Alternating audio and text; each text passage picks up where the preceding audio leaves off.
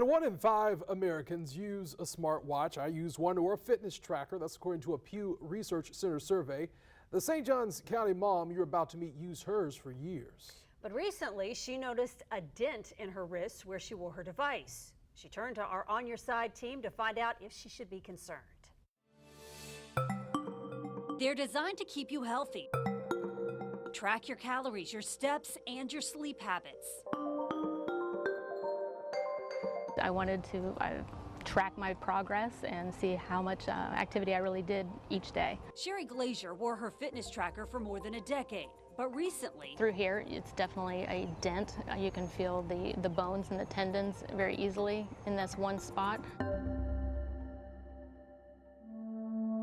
She noticed this dent. I took it off one afternoon and I was charging it, and I actually just looked down and I was paying attention to my wrist, and I thought, wow, what is this dent that I have? And so I jumped on the internet and started looking around. She didn't find anything scientific, but a lot of chatter on blogs, and wondered if it was caused by Bluetooth. It would be readily syncing with the Bluetooth connection for maybe hours at a time, and I think that is where the issue started to come into play. Glazier reached out to us to get answers. Has it done any lasting harm? And the wrist is complicated. We took her questions to Dr. Chris Gall, an orthopedic surgeon who specializes in hands and wrist.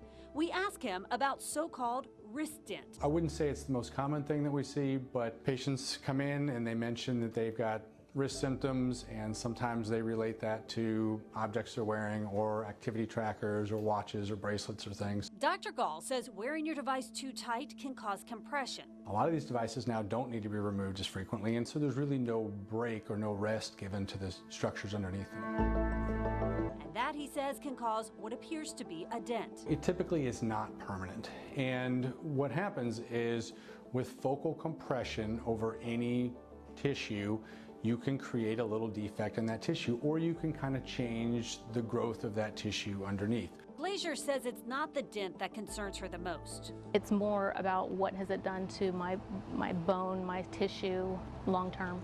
My question is, has anybody said to people not to sync it while you're wearing it? And the constant radiation as the Bluetooth is engaged, how healthy is that for a person? According to the CDC, wearable technology typically uses low-powered radio frequency, or RF, transmitters to send and receive data, and exposes a user to very small levels of RF radiation over time. Devices sold in the U.S. that transmit this type of radiation can't exceed exposure limits set by the FCC back in 1996. But there's pressure on the agency to revisit those standards, since these devices have become ubiquitous over the last 26 years. They're based on short-term exposures for protecting against heating only, not for long-term, daily, chronic, low-level exposure. Theodora Scorado, Executive Director of Environmental Health Trust, says the constant exposure, especially among children, demands more scrutiny. So we have been calling on the FCC to review all of the science, because there are hundreds of studies, in fact, thousands of studies that show effects at very low levels. Dr. Gall, though, says studies have shown that this type of radiation does not create cellular damage. There's no good evidence that that radiation or that those Bluetooth or Wi-Fi signals is causing any long-term damage. Although he doesn't think we need to worry about RF radiation from a wrist device, he does have a suggestion if you wear one.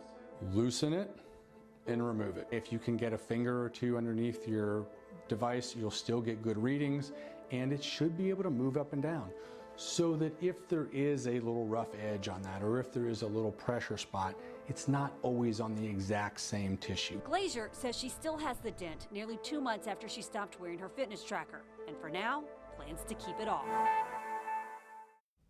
Now, the FDA sent us a statement saying, in part, based on the evaluation of the currently available scientific information, the FDA has determined that the weight of evidence continues to demonstrate that there's no link between exposure to radio frequency energy from the use of cell phones or smartwatches, fitness trackers, and any health problems at or below the radio frequency exposure limit set by the FCC.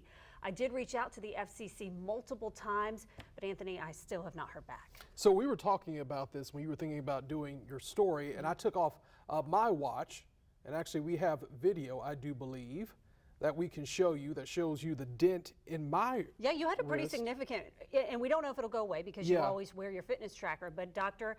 Gall told me that if you have a wrist dent, you're either wearing your watch, your fitness tracker too often, or you're wearing it too tightly. He suggested you may want to wear it on your left wrist one day, your right wrist on the other.